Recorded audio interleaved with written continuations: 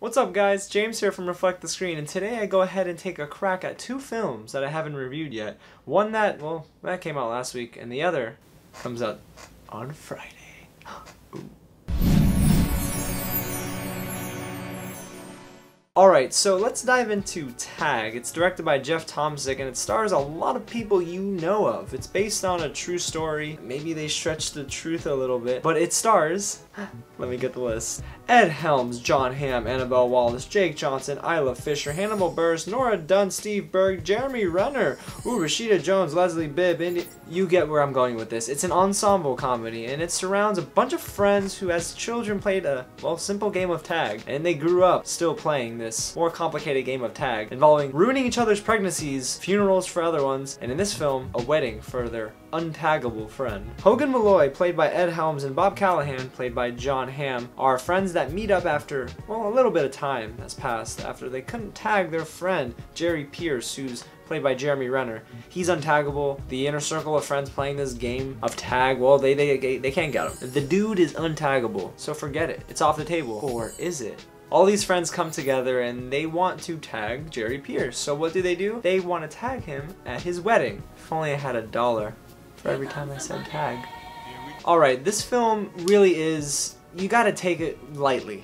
Very, very lightly. Because a lot of the humor is physical humor, which I'm kind of a sucker for, so there were moments that I laughed out loud. And I gotta give the movie credit in terms of being a little unique with such a simple concept of, tag. I thought the film went a little overboard, and some moments were stretching the whole turn your brain off and allow it to be unbelievable angle for this film. I thought Hannibal Buress' character was probably the funniest character. His deadpan humor is, of course, hilarious. We're used to it by now if you're fans of comedy. And Ed Helms was pretty good. I think that Jon Hamm was serviceable, and then the others kind of just went off the deep end. I didn't enjoy a lot of the supporting cast. Isla Fisher's not bad. She plays Hogan Malloy's wife, and hey, she's okay in some scenes, but I really feel like the script told her to be over their top way too often. Bring her character down a couple notches. I get it, it's her character to be crazy and totally aggressive, but it's not funny. Jake Johnson plays Chili, who's, he's still a pothead, and he's still smoking a ton of marijuana. He's not changed very much. He's still in love with Rashida Jones's character, so is Jon Hamm. Ooh, I know what's happening next. A subplot. Ooh.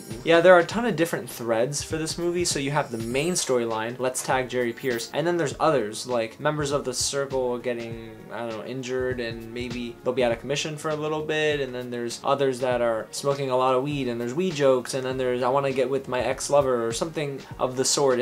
It's okay, and the film does its best to try to clean up any sort of loose ends, but here's the thing. It struggles in the third act because it tries to just dive too much into the story. I'm sorry. This is not a film I come to and want character development to the point where I'm like, oh, maybe I feel bad for them. Now you come to this movie for physical humor, they got a lot of stupid humor. A lot of stupid humor, and it didn't always work. Physical humor, like I said, it worked, but in the third act, it just dragged on. It was trying to really develop this story that the film really didn't care about. Going back to what I said about making a unique concept out of, such a simple idea, Rebecca Crosby is a reporter in this film. She's played by Annabelle Wallis, and she writes for the New York Times, I believe. She's trying to get the scoop on Jon Hamm's business when Ed Helms interrupts the meeting very early on in the film, and all of a sudden, Crosby's on board. Let's make a story out of this. She's doing a feature piece, so she follows them around everywhere. There are moments where I was like, oh, okay, hey, she's kind of funny in this. And then there are other moments where they write her character out of any scene and then bring her back last minute, and it's supposed to be okay. She pops up out of nowhere and it just doesn't work very well. This is director Jeff Tomsic's very first feature-length film. So it's, he's done stuff in the past, TV series, TV movies, and some other weird stuff, honestly. But hey, this is his first feature-length film, so let's see how he does with a really, actually, pretty engaging cast. The thing is, I think that maybe he tried to stretch the movie too long, and maybe he went in a certain direction that the film could have used less of, like the story. Give us the jokes. You gotta build up characters, I understand. But it was just, the movie took itself far too seriously in the last half, and I didn't really think that it worked. Now, what I will say is I recognize if you're a fan of stupid humor, physical humor, and a lot of raunchy jokes, you'll probably appreciate this film. The only thing is, I don't think it's worthy of anything more than maybe a matinee if you're gonna go for a cheap movie or a cheap Tuesday, AMC holla at your boy. And then there's the crowd that is just gonna rent it, and I think that I would probably be with that crowd. Alright, so that's Tag. That's the first film. Let's hop into the second film. American Animals. So I saw American Animals a few weeks ago. I just been embargoed until, well, this week. Let me tell you, American Animals is totally unexpected. I didn't really go into this film thinking of anything more than a heist movie. It turned out to be a documentary style film, which was pretty engaging at first. Director Bart Layton, who's very familiar with documentary stuff, he's done all documentaries until this movie, takes this film and it's not really a heist movie in the traditional sense. You get the story told by the real criminals that got in trouble, and then you get the story told through the eyes of the director in real time. So it's really neat to see that, and you catch on pretty early. There's no spoils here, believe me. Warren Lipka is played by Evan Peters. You'll know him as Quicksilver from the modern X-Men films.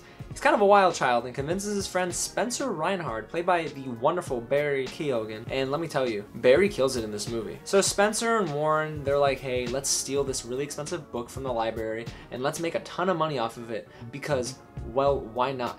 So Chaz Allen, played by Blake Jenner, and Eric Borsa, played by Jared Abramson, they get into cahoots with these guys. And they're gonna get away with this, right? Well, no, not so fast. Betty Jean, she's the one who's gonna defend. She's the guardian of the library. Oh! But yeah, Ann Dowd is actually really good in this movie, and she does a great job at expressing fear. You can see the emotion written on her face, and she delivers a powerful performance in the climax of the film. Now listen, the movie's unique. Like I said, it's a different take on heist films. I'm used to Ocean's 8, you know, Ocean's 11 type of stuff. This movie takes a documentary style of storytelling and just dives right into it, but also allows the action to juxtapose with the real life testimonials of these criminals. So I thought it was a very real approach. On the surface, I can see how it would be boring for some people, and it did bore me in some moments. I think the middle of this movie dragged a little bit, but once we got to the end, I felt, alright, hey, this is not that bad, man. This is kind of engaging. And it is thrilling. I'm not gonna lie, my anxiety was a little bit through the roof. I won't tell you exactly what goes on because I kind of want you to be a little surprised. It's a very different take, and I think you have to have your mind open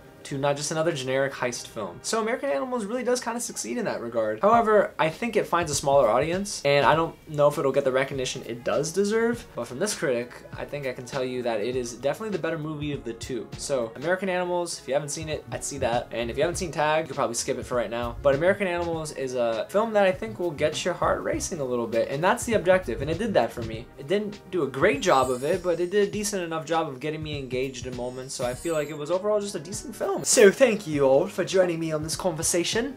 Nope, let me start over. So thanks guys for joining me in this conversation. I know it was 2 reviews, I wasn't standing up, and I didn't do some zany intro, but you joined me, and I thank you for that. So go ahead and give a like to this video and talk to me about it in the comments if you've seen either of the movies. Subscribe for more content, and believe me, there'll be more content. Not all of it's in front of the camera though. So go on reflectthescreen.com where I'll post more news, trailers, and, well, some reviews too. Thanks so much for watching guys, and I'll catch you at the next screening.